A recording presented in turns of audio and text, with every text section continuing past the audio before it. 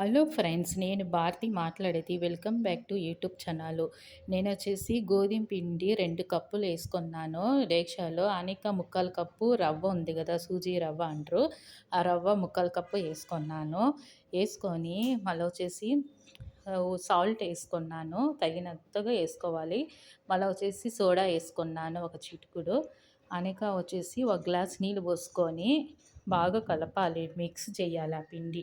అనేక నేను చూపిస్తున్నా గదా! ఆలు, మళ్ళా వచ్చేసి క్యారెట్, ఒక పచ్చిమిరపకాయలు.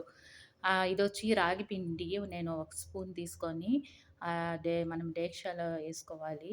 అనేక ఎర్రగడ్డ, కొత్తిమీరి సన్నగా తరిగి నేను పిండి లోపల ఏసుకున్నాను.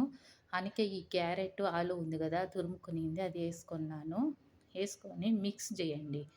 అనేక పచ్చిమిరపకాయలు ఒకటి తీసుకొనేసి కలిపి అది కట్ చేసి దాని లోపల ఏసుకున్నాను. ఇట్లా అవుతది. ఇట్లా అవుతే ఇంక ఒక హాఫ్ గ్లాస్ నీళ్ళు ఉంది కదా! అది పోసుకోండి. అది కొంచెం తిక్కుగా ఉంది. ఒక ప్యాన్ పెట్టుకొని నేను చూపించే విధంగా ఇదిగో ఇట్టా నీళ్ళు పోసుకొని, ఆ గరిటె ఉంది కదా! ఆ గంటిలో వచ్చేసి ఇట్టా దొబ్బేయండి నీళ్ళు. మళ్ళా ఈ పిండి ఉంది కదా! ఈ పిండి వచ్చేసి ఏసుకొని దోసలు చేసుకోండి. లైక్ చేయండి, కామెంట్ చేయండి, షేర్ చేయండి. నా అకౌంట్‌లో సబ్స్క్రైబ్ చేసుకోండి. నేనొచ్చి ఉద్దిపల్ల పచ్చడి చేసినా గదా! దాని కాంబినేషన్ ఈ దోస ఇది అయితే బాగుంటది. చూడండి ఒకసారి మీరు చేసుకోండి, తినండి. ఎప్పుడు మనము ఈ దోసలు అదే బియ్యం దోసలు, రవ్వ ఇడ్లీలు చేసుకొని ఇట్లా చేసుకొని తింటే ఎప్పుడన్నా బాగుంటది. నోటికి గూడా బావుంటది. టేస్టీగా ఉంటది.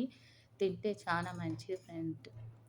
హెల్త్ కూడా చాలా మంచిది. దీంట్లో బాగా రాగి పిండి, గోధుమ పిండి, రవ్వేసినాము. క్యారెట్టు వేసినలా ఇంకా టేస్టీగా, క్రిస్పీగా బాగుంటది. ఇట్లా చేసుకొని తినండి. ఏమైంది? ఎన్ని నిమిషాలు కావాలి ఇట్లంతా ఇంట్లో ఉండేదే గదా! ఇంట్లో ఉండే దాంట్లో చేసుకొని తింటే ఇంకా చాలా బాగుంటది.